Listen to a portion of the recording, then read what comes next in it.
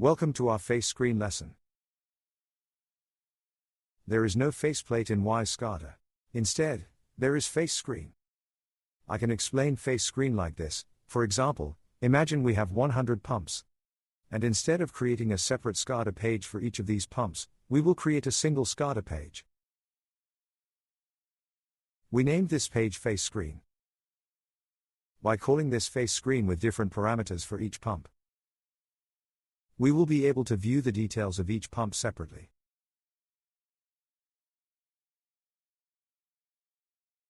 When the runtime starts, our main screen will be displayed. On the main screen, we have two pumps named Pump 1 and Pump 2. And both of them have buttons next to them. Each button has different configuration settings. I will explain them in detail shortly. When I run Pump 1, a screen containing the details of Pump 1 will appear. We define the opening coordinates of this screen in this way. When we run Pump 2, a screen containing the details of the other pump will appear as well.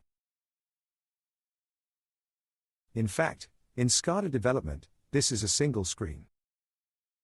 We called it with different parameters for two different pumps. When I uncheck the Run button on Pump 1, you can see that the Run button on the main screen is also unchecked. Let's do the same for Pump 2, and you can see the same behavior here. Now let's explain how we configured this. I am stopping the runtime. First, let's take a look at how we created the tags. Under Network, we added a device named Binding Tags linked to the internal protocol. Under this device, we created the tags named Pump Run, Pump Running, and Level. We will use the other three tags to track which pump the open face screen belongs to via the name field. We also use the location X and Y parameters to define the opening coordinates of the face screen.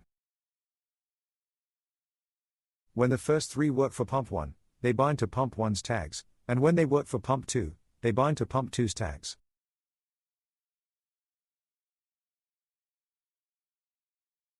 I wrote a small script to simulate the level. It increases the values of Level 1 and Level 2 tags. I selected this script as time-based in setup, and it runs every 250 milliseconds to increase the values. Let's continue from the network section. We created this as a binding tag. Now we have two more devices named Machine 1 and Machine 2. In the first device, there are Pump 1 Run, Running, and Level 1 tags. In the second device, there are Pump 2 Run, Running, and Level 2 tags. You can create as many tags here as you need.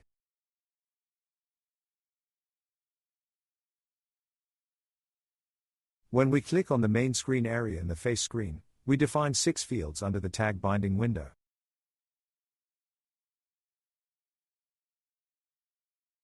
And we selected our internal type tags for these fields. We also selected the name tag under the value field. This way, when the form opens, we can see which pump it belongs to. Additionally, we assigned the location X and Y tags to the X and Y fields to define the opening position.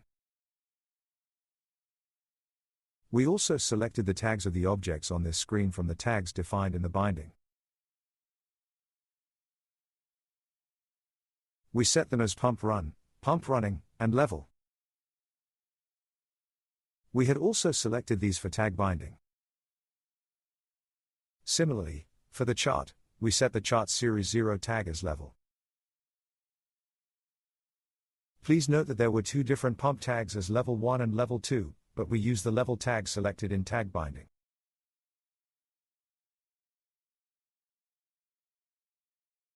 This way, when the screen opens, whichever tag is bound to the Level tag will be displayed on the chart.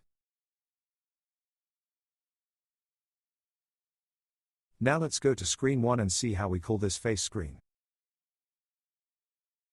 First, I defined all the tags here so we can monitor them. Let's set the mouse down event for the Pump 1 button. When clicked, let face screen open as the screen. And let's select New Window as the opening method. In parameter 3, we match the tags for tag binding. We entered a fixed value of pump1 for the name tag. We bound the pump1 run tag to pump run, the pump1 running tag to pump running, and the level 1 tag to level. For location X and Y, we entered fixed values of 50 and 50. When we click the second button, let's look at its tag binding settings. We selected a fixed value of pump2 for the name. For pump run, running, and level, we selected the tags belonging to pump2. We set the location X and Y values to 500 and 250 so that it opens in a different position. Another important point is that we can use the Topmost feature to keep the screens opened on top.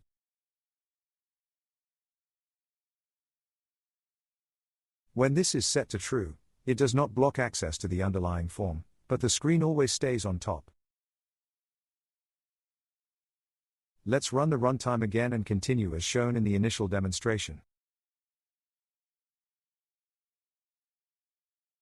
When we click pump 1, we see that the opening position is different. When we click pump 2, you can also see that the opening position of the form is different. When I control it using the buttons on the screen, you can see that pump 2 is running on the main screen. And I also started the other pump.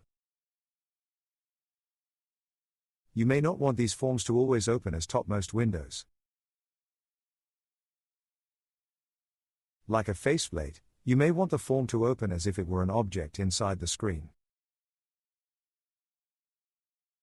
In the advanced section, let's set the border style to none.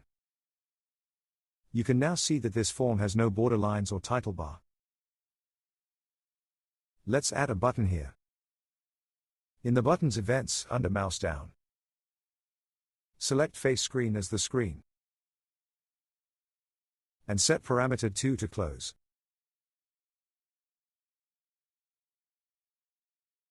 We can also set the button's caption to close. This time, let's enlarge this screen a bit. This way, the forms opened on top will appear as if they are inside the screen.